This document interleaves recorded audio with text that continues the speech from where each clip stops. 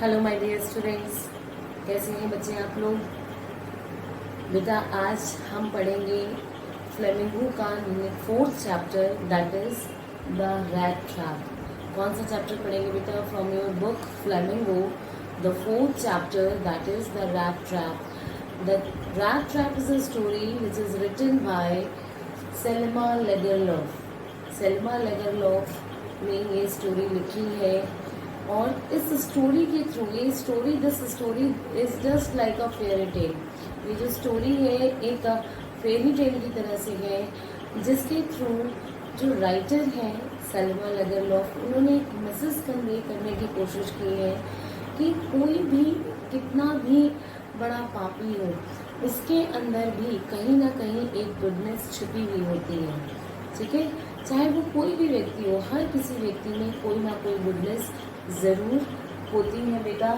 As well as कोई भी व्यक्ति जन्म से क्रिमिनल नहीं होता बेटा। उसकी परिस्थितियाँ, उसके हालात कहीं ना कहीं उसको विवश करते हैं क्रिमिनल बनने पर। कोई भी व्यक्ति अगर कोई गलत काम करता है तो उसके पीछे कोई ना कोई रीज़न ज़रूर होता है। वो रीज़न, वो सर्कमस्टांसेस उसको फोर्स करते हैं क्रिमिनल बनने पे। और कोई भी व्यक्ति जब कोई गलत काम करता है तो कहीं ना कहीं वो खुद में अपने आप में बर्डन फील करता है, वो रिलैक्स हो ही नहीं सकता। ठीक है, so let's see what is the theme of the story. Rat trap is a wonderful story told like a fairy tale.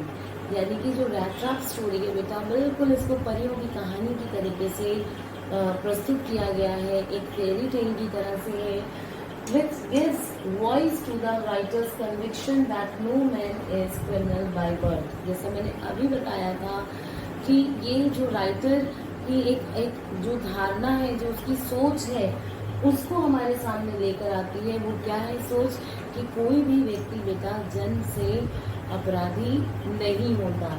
Secondly, every Sinner has a trace of goodness in him. I have just discuss with you कि हर व्यक्ति, चाहे वो कितना ही बड़ा पापी हो, चाहे वो कितना ही नीच हो, लेकिन कहीं ना कहीं उसके अंदर एक ट्रेस ऑफ गुडनेस होती है। कहीं ना कहीं उसके अंदर कोई ना कोई अच्छाई ज़रूर होती है। And it can be awaken through love and understanding. और हम उस अच्छाई को जगा सकते हैं, हम उस अच्छाई को उसके अंदर जागरूक कर सकते हैं लव और अंडरस्टैंडिंग के साथ। किस तरह से, कभी कभी आपने देखा होगा बेटा कि हम कोई काम नहीं करते, कई बार हम घर पे मम्मी के आगे बहुत गुस्से से बोल जाते हैं, उनके आगे अपना गुस्सा दिखा जाते हैं, उनसे झगड़ा कर लेते हैं। लेकिन अगर हमें उस चीज़ को रियलाइज़ कराया जाए, तो मैंने आपको छोटा सा एग्जांपल दिया है, तो हम उस चीज़ को फील करते हैं ना। इसी तरह से अगर कोई अपराधी है, तो अगर वो किसी के साथ बुरा कर रहा है, लेकिन हम उसके साथ रेगुलरली अच्छाई के साथ बिहेव करेंगे, उसके साथ एक जैसे कह सकते हैं काइंडनेस शो करेंगे, तो कहीं ना कहीं उसके ऊपर अपना विश्वास जताएंगे, तो वो डेफिनेटली हमारी गुडनेस, हमारी काइंडनेस और हमारी अंडरस्टैंडिंग उसको एक क्रिमिनल से एक अच्छे इंसान में कन्वर्ट कर सकती है। 10th क्लास में बच्चों आप लोगों ने एक स्टोरी भी पढ़ी थी, द थीव्स स्टोरी।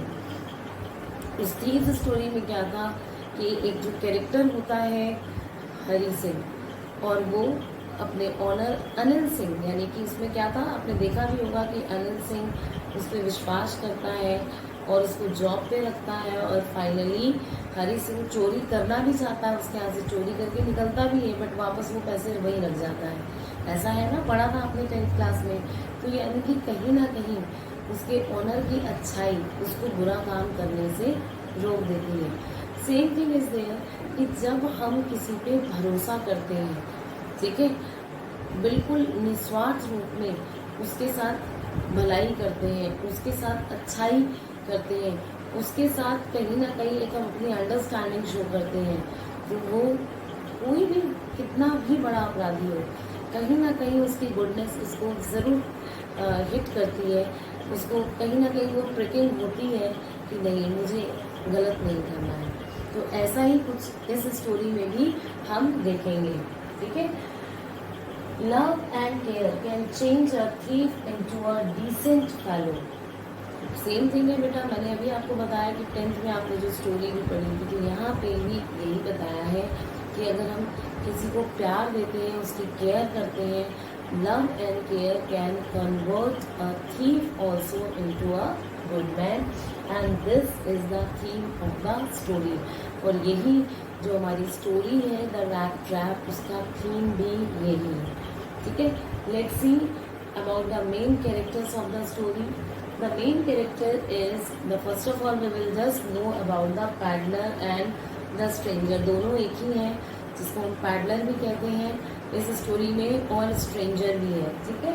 तो वो पैडलर यानी कि जो इधर उधर घूमने वाला व्यक्ति है, वो एक वैगाबॉन्ड है, एक रैगामफिन है, और वो जो है इस स्टोरी का प्रोटागोनिस्ट है। प्रोटागोनिस्ट यानी कि स्टोरी उसी के चारों तरफ घूमती है। वो इस स्टोरी का कौन है? सेंट्रल कैरेक्टर है, और इस स्टोरी में दैट कैरेक्टर इज अननेम्ड, उसको कोई नाम नहीं दिया है राइटर ने, ठीक है। He is an unnamed man in the story, जिसको कभी पैडलर के नाम से बुलाया गया, कभी स्ट्रेंजर के नाम से बुलाया गया, कभी ट्रैम्प, वेगाबॉन्ड, रैगामफिन, इन नामों से उसको बुलाया गया। रैगामफिन यानी कि जो फटे पुराने कपड़ों में घूमता रहता है, गंदा व्यक्ति। ट्रैम्प आवारा व्यक्ति, वेगाबॉन्ड आवारा व्यक्ति। तो इस तरह से उसको ये सारे नाम से एड्रेस किया गया है, उसका कोई पर्टिकुलर एक नाम नहीं है। दूसरा कैरेक्टर है आपका, ये भी बहुत इंपॉर्टेंट कैरेक्टर है, एडला विल्मनसन। कौन है बेटा? एडला विल्मनसन, जो कि इसकी डॉटर है, आयरन मास्टर की बेटी है। और ये जो आयरन मास्टर है, ठीक है ना, उनकी बेटी एडला है, बहुत ही पोलाइट है, बहुत ही काइंड है। दो she is not very beautiful, हालांकि वो बहुत सुंदर नहीं है, बट उसका नेचर, उसका कैरेक्टर बहुत ही प्योर है, ठीक है। She is a gentle one, वो बहुत जेंटल लेडी है, और जिसे कह सकते हैं उसके अंदर एक गुड कन्विंसिंग पावर भी है, जो कि जब उसके फादर कहते हैं पैडलर को लेकर आने के लिए, तो वो उसको कन्विंस करके वहाँ से ले आती है। और शायद एडला की ही गुडनेस है जो कि पैडलर को एक थीफ से, एक चोर से, एक गुड मैन में, एक कैप्टन के रूप में कन्वर्ट कर देती है, ठीक है। Next the character is the iron master. Iron master कौन है? Iron master is the owner of the Ramsjo iron works, and he is the father of Edla, जो कि मिसअंडरस्टूड कर लेता है पैडलर को एज हिज ओल्ड फ्रेंड। अपने पुराने फ्रेंड की तरह से, कॉमरेड की तरह से वो उसको समझ लेता है और ज़बरदस्ती अपने घर ले आता है, ठीक है। अभी स्टोरी बताऊंगी तो आप सारे समझ जाएंगे, but first of all you must know about the characters. Then next character is the old man, और you can say the crofter. Old man कौन है बेटा? जो कि पैडलर को अपने घर में शेल्टर देता है, उसके साथ अपना फूड शेयर करता है, जिसका सड़क के किनारे छोटी सी उसकी झोपड़ी है, उसमें वो पैडलर को अपने यहाँ अलाउ करता है कि वो रात में रुक जाए। उसके साथ वो गेम खेलता है, अपना उसको मील सर्व करता है, उसको बहुत अच्छे से वेलकम करता है। बट पैडलर क्या करता है बेटा? उसकी जो मनी है वो चुरा कर वहाँ से निकल जाता है, ठीक है। Next character is the master blacksmith. Master blacksmith कौन है? जो कि आयरन रेम्जो आयरन वर्क्स में काम करता है, ठीक है। और अप्रेंटिस कौन है? अप्रेंटिस एक जिसे कह सकते हैं जो कि हेल्पर है उस मास्टर ब्लैकस्मिथ का, जो कि कहाँ काम करता है? रेम्जो आयरन वर्क्स में। तो ये बेटा आपके मेन कैरेक्टर हैं। इसमें से मास्टर ब्लैकस्मिथ और जो अप्रेंटिस हैं, इनका तो बहुत सा माइनर रोल है, बहुत छोटा सा कैरेक्टर है इनका, but still they are playing important, all are playing important role in the story, so we must know about them। तो आपको समझ में आ गया बेटा यहाँ तक? कोई डाउट तो नहीं है? कोई डाउट होगा तो डेफिनेटली अभी जब हम स्टोरी पढ़ेंगे तो उसमें वो सारी चीज़ें आपको बिल्कुल क्लियर हो जाएंगी। So let's proceed for the story. So बेटा let's start about the rat trap, which is written by which is written by Selma Lagerlöf, who is the Swedish writer. And बेटा सलमा लगरलॉफ एक ऐसे राइटर रहे हैं जिनकी stories कई language में translate हुई, and basically through his stories he try to throw light on the theme which shows that the essential goodness of the human being can be awakened by proper love, care and understanding. यानी कि जो basic goodness होती है human being की, जो essential goodness है, जो एक मनुष्य के अंदर अच्छाई होती है, उसको हम अवेक करा सकते हैं, जगा सकते हैं love, care and proper understanding के साथ. तो यहाँ पर भी उन्होंने इसी थीम को लिया है जैसा मैंने अभी बताया भी बेटा. So let's start the story. This story is set amidst the mines of Sweden. यानी कि जो स्टोरी है बेटा ये कहाँ पे सेट हुई है, जो माइंस हैं स्वीडन में, which is rich in iron ore. ठीक है, जो जहाँ पे कच्चा लोहा बहुत होता है, तो वहाँ के खान के बीच में ये स्टोरी जो है सेट की गई है. वहीं से इस स्टोरी को, उसका जो बैकग्राउंड है वही दिखाया गया है. ठीक है. Now the main character is tramp. मैंने बताया था द पैडलर, द ट्रैम्प, और you can say the vagabond, जो भी है, who is very sad and monotonous life. जिसकी life who has sad and monotonous life, यानी कि जिसकी जिंदगी में सिर्फ दुख है, उदासी है, बोरियत है, अकेलापन है और कुछ नहीं है.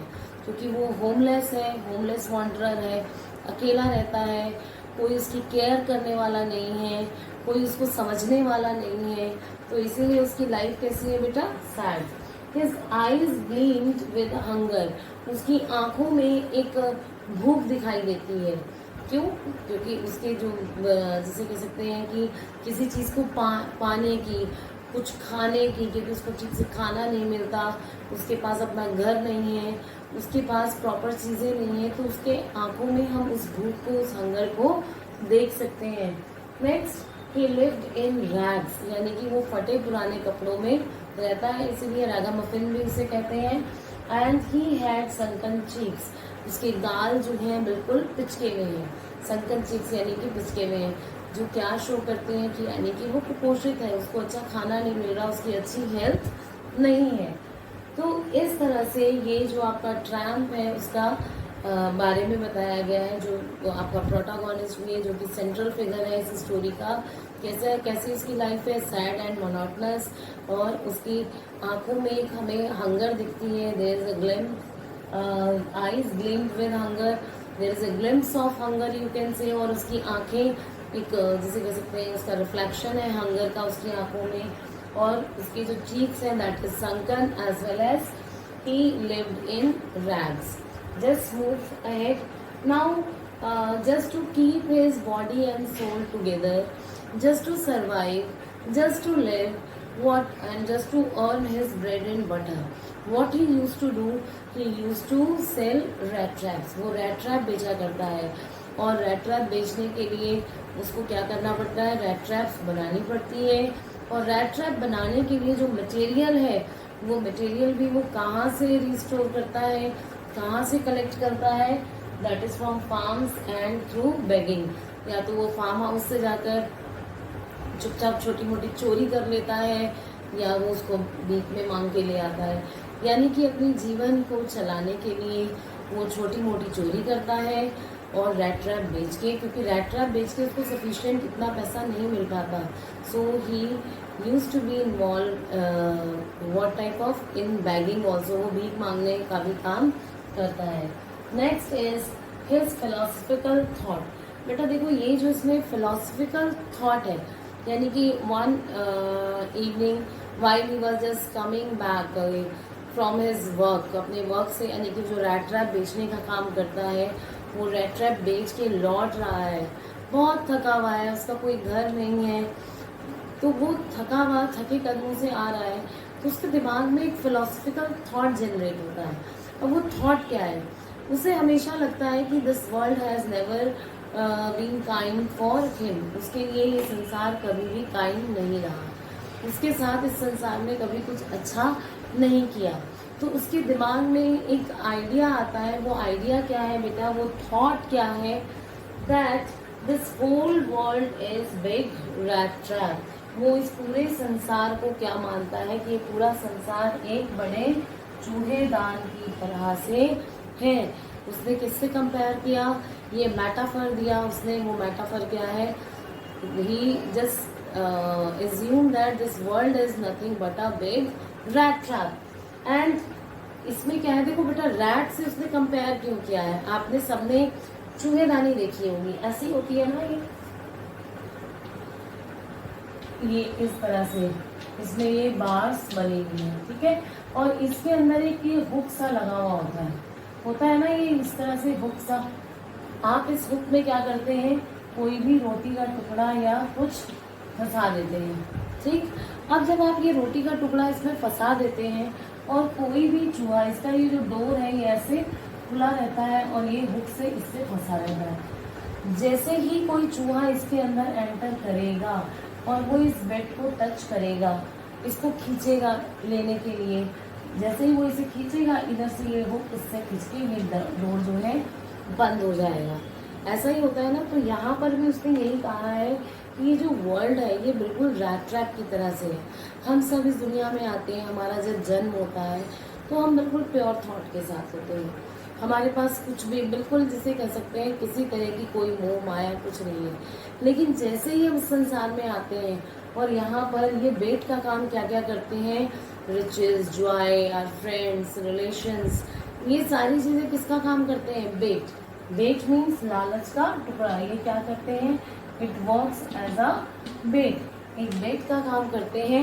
और जैसे ही हम इसे टच करते हैं, इसे लेने की कोशिश करते हैं, इसे पकड़ने की कोशिश करते हैं, ये डोर बंद हो जाता है और हम इसमें कैद हो जाते हैं।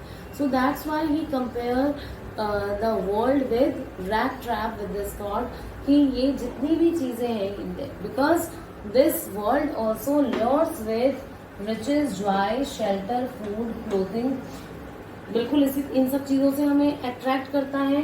लाइक चीज ल्योर्स अ रैट, बिल्कुल उस तरह से जैसे यहाँ पर एक चीज़ का टुकड़ा एक चूहे को अट्रैक्ट करता है, ललचाता है, और जैसे ही वो उसको पकड़ने की, उसको टच करने की कोशिश करता है, वो रैट ट्रैप में फंस जाता है। तो सेम थिंग यहाँ पर, इसीलिए उसने क्या है, रैट ट्रैप और वर्ल्ड को बिल्कुल एक जैसा बताया है और उससे कंपेयर किया है।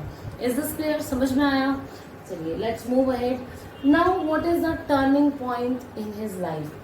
अब मैंने आपसे बताया कि वो थके कदमों से जब अपने लौट रहा है तो रास्ते में ये सारी चीज़ें सोचता हुआ आ रहा है। कौन सा एक फिलोसफिकल थॉट है, वो थॉट क्या है, that this world is nothing but a rat trap. तो तब जब वो लौट रहा है तो उसने देखा, उस शाम को जब लौट रहा है तो वो बहुत थका हुआ है और वो सोचता है कि चलो मैं यहीं किसी के यहाँ शेल्टर ले लूँ, और सड़क के किनारे उसे एक झोपड़ी नजर आती है, ठीक है। So one day dark evening saw little grey cottage, उसने एक छोटी सी झोपड़ी देखी, कॉटेज देखी, एंड आस्क्ड फॉर शेल्टर, और उसने वहाँ रिक्वेस्ट की कि वहाँ पर उसे एक रात को रुकने के लिए शरण मिल जाए, उसे जगह मिल जाए। But he was not expecting any positive answer. उसको पता था कि वो उसको कोई पॉजिटिव आंसर नहीं मिलेगा, rather he is going to be chased away from there, उसको वहाँ से भगा दिया जाएगा, क्योंकि उसको हमेशा से ही कहीं पे भी वेलकम नहीं किया जाता। जहाँ कहीं भी जाता है लोग उसे वहाँ से भगा देते हैं। So he was just expecting the same negative answer that he is not going to be welcomed there. So, but opposite to this, he was welcomed over there. अभी वो आंसर क्या सोच रहा था कि उसको वहाँ वेलकम नहीं मिलेगा, उसको वहाँ से भगा दिया जाएगा, लेकिन वहाँ उसको वेलकम किया गया by the owner and earlier crofter at Ramsau Iron Mills. अब जो वहाँ का जो ऑनर था जिसने उसे वेलकम किया, वो जो है पहले रैम्सो आयरन मिल में वर्क करता था, जो कि एक क्रॉफ्टर है, एक किसान है, ठीक है। नाउ हैड अ काउ, और अब वो अपनी लाइफ को किससे सपोर्ट कर रहा है, उसके पास उसकी एक गाय है, उसने एक गाय पाली हुई है जिसको दूध को बेचकर वो क्या है, लगभग 30 kroner, kroner is a currency of that Sweden, वहाँ स्वीडन की करेंसी है, तो वो वहाँ से वो 30 क्रोनर क्या है अर्न कर लेता है, और जो लास्ट मंथ भी उसने कितना अर्न किया है, 30 क्रोनर गाय के दूध को बेच के जो उसने अर्न किया है, उसने उस मनी को कहाँ हैंग किया हुआ है बेटा? उस मनी को उसने जो एक लेदर पाउच में, एक लेदर बैग में डालकर उसको कहाँ, विंडो फ्रेम के पास एक पैग पे, खूंटी पे लटका रखा है। ठीक है। अब यहाँ पर पैडलर को वेलकम किया जाता है। जो क्रॉफ्टर है वो पैडलर को वेलकम करता है। किस तरह से? उसने उसको सपर ऑफर किया। सपर यानी कि लेट नाइट का जो मील होता है उसे कहते हैं। एंड टोबैको उसको दिया खाने के लिए, एज वेल एज उसने उसके साथ मिजोलिस गेम भी खेला। वो कार्ड में ताश खेलते हैं, प्ले कार्ड विद हिम, और उस कार्ड गेम में उसने क्या खेला उसके साथ? मिजोलिस। नेक्स्ट मॉर्निंग अब उसने उसके साथ सिर्फ गेम खेला, उसके साथ अपने कुछ सीक्रेट्स भी शेयर किए, क्योंकि क्रॉफ्टर भी बहुत खुश था अपने लिए गेस्ट को पाकर। क्यों? क्योंकि क्रॉफ्टर भी किस चीज़ से सफ़र कर रहा था? लोनलीनेस से। वो भी वहाँ अकेला रहता था।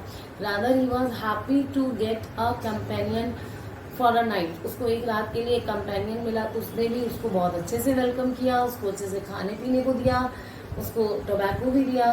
साथ ही साथ उसने उसके साथ शेयर किया कि लास्ट मंथ उसने 30 क्रोनर अर्न किए हैं।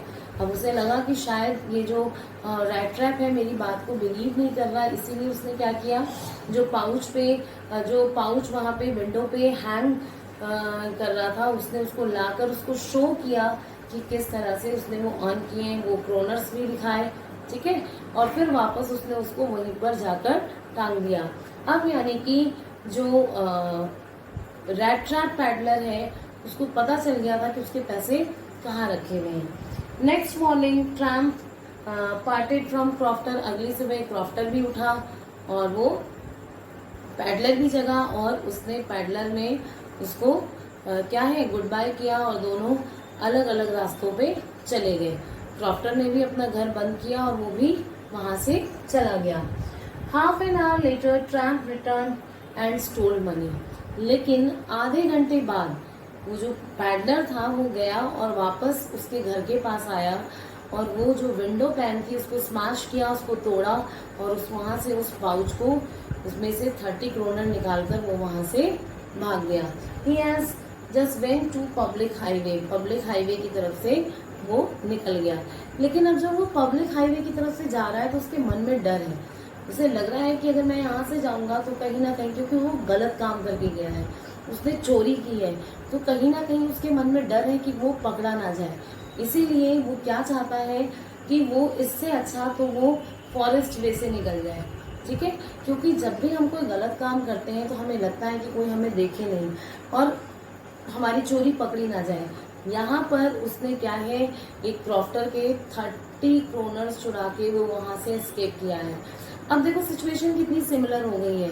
उसने वर्ल्ड को किससे कंपेयर किया? रैट ट्रैप से। और हम वर्ल्ड के रैट ट्रैप में कब फंसते हैं? When we are going to be lured by the riches, joys, food, shelter, clothing. ये सारी चीजें जब हमें अट्रैक्ट करती हैं और हम इन्हें पाने के लिए इसको लेना चाहते हैं, तो हम क्या है, संसार के रैट ट्रैप में फंस जाते हैं। ठीक है। तो अभी ऐसा ही हुआ। So as he was just going to that public highway and he was confused that he should go through the highway or he should choose the forest way. So finally he entered the woods and that forest was quite confusing. यानी कि finally उसने क्या decide किया कि वो कहाँ जंगल वाले रास्ते से जाएगा। और वो जंगल कैसा था बेटा? बहुत घना जंगल था जिसमें वो रास्ते में कंफ्यूज हो गया। वो अब पूरा दिन निकल गया, वो जहाँ से घुसता वापस अपने आप को वहीं पे पाता। So he was too tired and he was just confuse that where he should go now, क्योंकि अब वो पूरी तरह से फंस चुका है। अब ऐसे में वो रियलाइज कर रहा है कि actually he has been trapped into the world's rat trap. वो जो जंगल में, जो फॉरेस्ट में जो पेड़ों की शाखाएं हैं वो उसको किसकी तरह से लग रही हैं? जेल की सलाखों की तरह से, बार्स ऑफ द प्रिजन। और उसे लग रहा है कि अब वो खुद इस वर्ल्ड के रैट ट्रैप में फंस चुका है, क्योंकि उसने वो जो 30 क्रोनर्स उठाए थे, that 30 kroners has worked as a bait and just because of that bait he has been trapped into the world's rat trap. As the whole day has been spent and he couldn't find his way in the forest, so he was quite scared, he was hungry, and he was just losing his conscious also. He was feeling as if he is going to fall down. उसको लग रहा है कि वो गिर जाएगा, वो एक कदम नहीं चल सकता, ठीक है, और वो तभी चक्कर खा के गिर जाता है। जब वो ज़मीन पे गिरता है बेटा, तो उसको कहीं से थम्पिंग साउंड सुनाई देती है, ठीक है। He heard the hammer strokes from the iron mill Ramzo, यानी कि रैमजो आयरन मिल से जो हैमर की थम्पिंग साउंड आ रही थी, जो पीटने की आवाज़ आ रही थी, तो जैसे ही वो गिरा जंगल में, तो उसको ज़मीन पे कान जब उसका टच हुआ, तो उसको लगा कि शायद वहाँ कहीं आसपास उसको महसूस हुआ कोई आयरन मिल है। And that's why he moved in the same direction from where that sound was coming. And he moved in the same direction from where the sound was coming. And then when he reached over there, क्योंकि वहाँ पे बेटा वो एक iron मिल थी, वहाँ पे लोहे को पिघलाया जा रहा है, जो कोयला है, जो चारकोल है, उसके चटकने की आवाज़ आ रही है, जो भट्टी लगी हुई है उसमें जो कोल डले हुए हैं, कोयला डला हुआ है, उसकी चटकने की आवाज़ आ रही है, जो आयरन मेल्ट हो रहा है उसकी आवाज़ आ रही है। तो इन सब साउंड में जब उसने उस मिल का गेट खोला, आयरन मिल का, और उसमें एंटर किया, तो जो वहाँ पर ब्लैक स्मिथ थे, मास्टर ब्लैक स्मिथ, उसको उसके एंट्री का पता ही नहीं चला। और जब वो वहाँ सामने पहुँचा, तो ब्लैक स्मिथ ने उसे देखा और उसने सिर्फ उनसे परमिशन मांगी कि वो जो है एक रात के लिए वहाँ रुकना चाहता है, क्योंकि बाहर बहुत ठंड हो रही थी। दिसंबर, क्रिसमस आने वाली है, दिसंबर महीने का मैं आपको देखा ही होगा दिसंबर में क्या होती है, ठंड होती है। तो it was the month of December, और वो वहाँ पर एक रात के लिए रुकना चाहता था, ताकि वो वहाँ पर अपने आप को कुछ वार्म अप कर सके, कि वहाँ भट्टी चल रही थी, तो इसीलिए वो उसके पास जाकर लेट गया। अब जब वो लेटा तो उसके कपड़ों से हल्का था, क्योंकि जो गीला हुआ था वो, ठीक है ना, उसके कपड़े गीले हो रहे थे, हल्की बाहर बरसात की वजह से, तो उसमें से धुआं सा निकल रहा था, ठीक है। वो वेपोराइज, आपने देखा ना, इवापोरेट होगा, तो जो वाटर वेपर्स हैं वो ऊपर निकल रही थी, इसकी वजह से उसके कपड़ों से धुआं सा निकल रहा था। अब उसी टाइम पे क्या हुआ, ऑनर ऑफ मिल, जो उस आयरन मिल का जो ऑनर है, वो अपनी रूटीन विजिट पे, यानी कि जो रात को जो विजिट लेते हैं, वो डेली विजिट पे रात में आता है, तो अपने रूटीन विजिट पे जब आया, तो उसने क्या देखा, उसको देखा, किसको, पैडलर को। That iron mill master was a prosperous man, and on night inspection, और अपने नाइट इंस्पेक्शन पे जब वो आया, he saw that tramp, and he has just mistook him as his old acquainted Nils Olof, captain von Stahle. उसने उसको अपना पुराना साथी समझा, कि जो उसके साथ रेजिमेंट में था, Nils Olof, captain von Stahle. तो उसे लगता है कि उसकी इतनी बुरी दशा कैसे हो गई। उसने कहा कि हाँ, उसने सुना भी था, क्योंकि अंधेरा सा भी था, अंधेरा यानी प्रॉपर लाइट नहीं थी, अंधेरा तो नहीं कह सकते, लाइट बहुत डिम थी, और वो वहाँ पर उस समय उसकी, जिसे कह सकते हैं कि अपीयरेंस भी प्रॉपर नहीं थी। तो उसको जो आयरन मिल मास्टर है, उसे लगता है कि उसका रेजिमेंट में जो उसका पुराना साथी था वो है, और आज उसकी बहुत बुरी हालत हो गई है। तो उसने उसको उसके साथ बहुत सिंपैथी हुई, और उसने उससे क्या कहा, उसने उससे कहा कि वो उसके साथ उसके घर चले। He just offered the tramp just to accompany him to his home, वो उसके घर चले। लेकिन नील्स ओलोफ, ये अच्छा, उसने जो है पैडलर ने ये एक्सेप्ट क्यों कर लिया कि वो नील्स ओलोफ है, उसे लगा कहीं ये मुझे अपना पुराना साथी समझ रहा है, अपना पुराना एक्वेंटेड समझ रहा है, तो हो सकता है ये मुझे इतनी बुरी हालत में देख के मुझे कुछ क्रोनर्स ही ऑफर कर दे, मुझे कुछ हेल्प के लिए क्रोनर ही दे दे। तो जब उसने उससे पूछा that are you Nils Olof, तो उसने एक्सेप्ट कर लिया, येस, समझ में आया। लेकिन अब जब उसने उससे घर चलने के लिए कहा, तो उसने डिनाई कर दिया, मना कर दिया। क्यों मना कर दिया, क्योंकि उसे पता था कि अगर वो घर जाएगा तो डे लाइट में वो पकड़ा जा सकता है, क्योंकि वो एक्चुअली उसका दोस्त नहीं है, उसका ओल्ड एक्वेंटेड नहीं है, उसका कोई पुराना परिचित नहीं है। अब उसने मना कर दिया। अभी इधर आयरन मिल मास्टर जो है हल्का सा मुस्कुराता हुआ वहाँ से चला गया और जो ब्लैक स्मिथ, जो मास्टर ब्लैक स्मिथ है, जो वहाँ काम कर रहा था उस आयरन मिल पे, वो समझ गया कि उसके ऑनर के, उसके मास्टर के दिमाग में ज़रूर कुछ चल रहा है, उसने गिव अप नहीं किया है, यानी कि वो वापस उसको लेने के लिए ज़रूर आएगा। इधर पैडलर को क्या लगता है कि चलो ये गया, अब वो आराम से सो सकता है। उसने कैप को अपने फेस के ऊपर रखा और वो वापस वहाँ पर सो गया। Now what happened, honour sent Edla Wilkinson. अब जब वो चला जाता है वहाँ से, तो थोड़ी देर बाद वहाँ पर उसके मिल के बाहर, आयरन मिल के बाहर एक गाड़ी आकर रुकती है और उस गाड़ी में से कौन आता है, एडला विल्किंसन, जो कि किसकी डॉटर है, उसकी आयरन मिल मास्टर की, जो कि वहाँ का ऑनर है, उसकी डॉटर है। She is not pretty but very modest, शाई एंड कॉम्पैशनेट मीन्स कॉम्पैशनेट किसे कहते हैं बेटा, हु इज़ मर्सीफुल, ठीक है ना। तो she is compassionate, modest and shy. Now Adla could sense Tramp was hiding and escaping. देखो Adla is having a good sense of judging a person. Adla ने उसको जज कर लिया उसके बिहेवियर से देखकर कि या तो ये कोई भागा हुआ, जेल से भागा हुआ कैदी है, या ये कोई चोर है, ठीक है। तो यानी कि ये कोई बच रहा है या अपने आप को छुपाने की कोशिश कर रहा है, ठीक। देन उसने, क्योंकि उसके फादर ने उसको वहाँ से लाने के लिए भेजा था, तो इसीलिए एडला ने उससे रिक्वेस्ट की कि इस क्रिसमस पे वो उनके साथ चले, उनके साथ क्रिसमस सेलिब्रेट करें। एडला इतनी मॉडेस्ट थी कि पैडलर उसके प्रपोज़ल को रिफ्यूज़ नहीं कर सका और उसने उसका जो है प्रपोज़ल एक्सेप्ट कर लिया। अब एडला ने उसको एक फर कोट ऑफर किया, उसने उसे भी लिया and offer to spend Christmas Eve with them. उसने उसको ऑफर किया कि वो उनके साथ आकर क्रिसमस ईव पे उनके साथ उनके घर आकर रुके।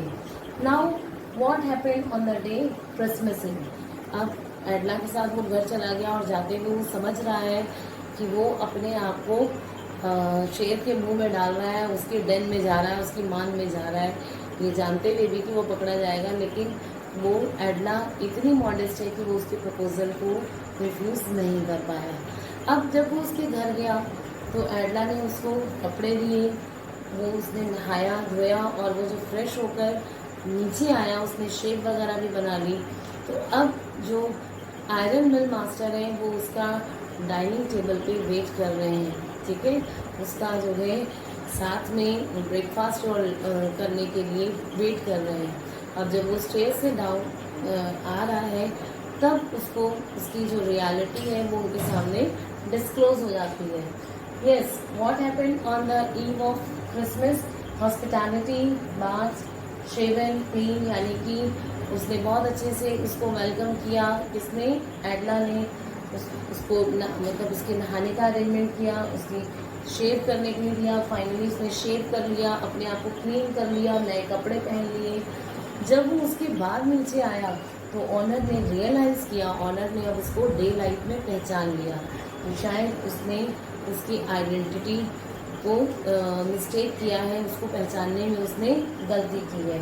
एंड ट्रैम्प ऑल्सो कन्फेस, अब ट्रैम्प ने भी इस बात को कन्फेस किया, नॉट बीइंग एक्वेंटेंस, उसने बताया कि वो उनका कोई पुराना परिचित नहीं है। It means he was not means all of captain von's help. Now he just when his reality was revealed, then what he said that he had been compelled, उसने कहा वो खुद तो नहीं आया ना चल के, उसको तो फोर्स किया है। और इधर एडला के जो फादर है आयरन मिल मास्टर, उनको इस बात की पूरी नाराज़गी है कि उसने अपनी रियलिटी क्यों नहीं शो की, वो उनसे झूठ बोल के क्यों आया। And that's why he wanted to call sheriff. Sheriff बेटा पर्सन और ऑफिसर ऑफ लॉ, जो कि नियम कानून, जो कि जजमेंट वगैरह करते हैं, ठीक है। तो ये एक डेजिग्नेशन होती है, उसको बोलते हैं बेटा शेरिफ। तो अब उन्होंने कहा कि मैं यहाँ शेरिफ को कॉल करूँगा। तो उसने इस पर बहुत एंग्रीली रिएक्ट किया। उसने क्या कहा कि ठीक है आप बुलाओ, आज मेरा दिन है, आज मैं रैप ट्रैप में फंसा हुआ हूँ, कल को आप भी फंसोगे। आप मेरे साथ, मैं ज़बरदस्ती तो नहीं आया, मैंने यहाँ से कोई चीज़ भी नहीं ली है, मैं यहाँ से चुपचाप चला जाऊँगा, तो आप मुझे आप शेरिफ को क्यों कॉल कर रहे हैं। और वो वहाँ से अब इस बात पे जो आयरन मिल मास्टर है उससे उसको कहता है वहाँ से जाने के लिए। जब वो वहाँ से जाने लगता है तो एडला उसको रोकती है। क्या करती है एडला? उसको रोकती है। एडला just persuaded her father to allow her to let him stay over there। एडला जो है अपने फादर से परमिशन मांगती है कि उसको परमिशन दे, किसको? एडला को परमिशन दे कि वो उसको रोक सके वहाँ पे, टू लेट हिम स्टे, ताकि वो वहाँ पर रुक सके। अब उसने ऐसा क्यों किया? मैंने आपको पहले ही बताया that एडला is a compassionate girl. It means वो बहुत मर्सीफुल गर्ल है, इसके अंदर सिंपैथी है, वो काइंड है, दयालु है। तो उसे लगता है वो क्या, शी जस्ट इंटरसीडेड, वो इंटरसीड करती है, एडवोकेट करती है किसको? एडलर को, ये कह के कि भाई पूरे साल ये जहाँ कहीं भी जाता है इसको भगा दिया जाता है। कम से कम इंसान होने के नाते इतना अधिकार तो इसे भी है कि ये साल में एक दिन तो ये बहुत अच्छे से बिता सके, इसको भी अच्छा खाने को मिले। तो इसीलिए वो अपने फादर से रिक्वेस्ट करती है। अब उसके फादर भी उसको साइलेंट कंसेंट दे देते हैं, यानी कि वो उसे ना तो हाँ कहते हैं ना, और वो चुप रहते हैं, कुछ नहीं कहते, यानी कि उसके फादर जो है उसको साइलेंट यस दे देते हैं। Warmth extended and gifted a suit. अब एडला उसको बहुत अच्छे से वेलकम करती है और क्रिसमस के ओकेज़न पर उसको एक सूट भी गिफ्ट करती है। अब वो पूरे दिन इतना आराम, इतना अच्छा वेलकम उसे कभी नहीं मिला। वो पूरे दिन खाता रहा, उसने खाया रहा, सोया, उसने पूरे दिन रेस्ट किया। ठीक, नाउ क्रिसमस मॉर्निंग। अब क्रिसमस मॉर्निंग को क्या होता है? क्रिसमस मॉर्निंग के लिए, मॉर्निंग प्रेयर के लिए एडला और उसके फादर कहाँ जाते हैं बेटा? चर्च में मॉर्निंग प्रेयर के लिए। वहाँ उन्हें पता चलता है that they heard about the theft at crofter's house, कि क्रॉफ्टर के घर में चोरी हो गई है, उसके यहाँ से किसी ने 30 क्रोनर ले लिया है। और किसने लिया है? तो वो जो फिजिकल अपीयरेंस वो सुनती है कि उसके चेस्ट पे रेड ट्रैप्स डैंगल कर रहे हैं, लटकी हुई है, वो एक पैडलर है। अब उसे बहुत दुख होता है एडला को, और उसके फादर भी अपसेट हो जाते हैं। उन्हें लगता है कि वो घर जाएंगे तो उन्हें कुछ भी नहीं मिलेगा। वो जल्दी जल्दी वहाँ से निकलते हैं और घर आते हैं। They were quite upset when they return and when they come over there what they find. अब उसके फादर जैसे ही गाड़ी रुकती है, उसके फादर सर्वेंट से पूछते हैं कि वो पैडलर है या चला गया। अब उसके सर्वेंट ने कहा कि वो तो चला गया। अब वो कहते हैं अच्छा, यानी मेरी जितनी सिल्वर स्पून्स और स्टिक्स वगैरह थी वो सब लेके चला गया। वो वरीड है कि शायद उनका सारा सामान वो लेकर वहाँ से चला गया है। बट वो सर्वेंट इन्फॉर्म करता है कि वो कुछ लेके नहीं गया, बल्कि वो कुछ दे के गया है। उसने एक पैकेट दिया है, ठीक है, उसने ट्रैप में एक पैकेट छोड़ा है एडला के लिए। और उस पैकेट में क्या था? एक रैट ट्रैप, एक चूहेदानी, एक लेटर और एक उसमें क्या था? उस 30 क्रोनर्स जो उसने उस क्रॉफ्टर के चुराए थे वो पैसे रखे हुए थे। अब उसने उस लेटर में क्या लिखा था? एडला विल्मनसन के लिए वो लेटर था। उसने उसमें थैंक्स पे किया था उसको कि उसने जो इतनी काइंडनेस शो की, उसकी काइंडनेस की वजह से जो वो वर्ल्ड के रैट ट्रैप में फंस गया था, आज वो उससे बाहर है। उसने लेटर लिखा और उसमें लिखा कि वो जो 30 क्रोनर्स उसने क्रॉफ्टर के चुराए थे वो उसको लौटा के जा रहा है, ताकि वो उसको क्रॉफ्टर को लौटा दे। और उसने फाइनली साइन किस तरह से किया? कैप्टन वॉन स्टेन, यानी कि उसने अपने आप को, उसको वहाँ पे एज ए कैप्टन लाया गया था और वो आज शायद उस लेवल तक उठ चुका है। He also just treated the way he has been treated. उसको एक कैप्टन की तरह से ट्रीट किया गया था, तो उसने भी एक कैप्टन की तरह से ट्रीट किया। वो पैसे लौटाकर उसने कहा थैंक यू फॉर, उसने लिखा कि उसको thank you for just setting me free from this world's rat trap, यानी मुझे इस संसार के चूहेदाने से आज़ाद कराने के लिए बहुत शुक्रिया। आज वो एक चोर से किस में कन्वर्ट हो चुका है? ट्रांसफॉर्म हो चुका है एक कैप्टन के रूप में, ठीक है। तो यानी कि उसके लव, काइंडनेस और कह सकते हैं कि उसकी केयर ने एडला की उसको एक चोर से एक अच्छा इंसान बना दिया, उसको एक कैप्टन के रूप में कन्वर्ट कर दिया। कैप्टन के रूप में कन्वर्ट यानी कि वो भी जेंटलमैन की तरह बिहेव करता है और वो चोर से एक अच्छा इंसान बन गया। So this was all about the chapter बेटा। You will go through to this chapter and whatever doubt will be there you can ask me Either you can drop your queries in the comment box, or you can just drop your queries in the WhatsApp group, or you can ask me personally. Whatever the work will be related to this chapter will be there. I will just send you in form of PDF, and you are supposed to do that in your fair notebook. Okay, so just go through the chapter properly. Okay, bye. Have a nice day.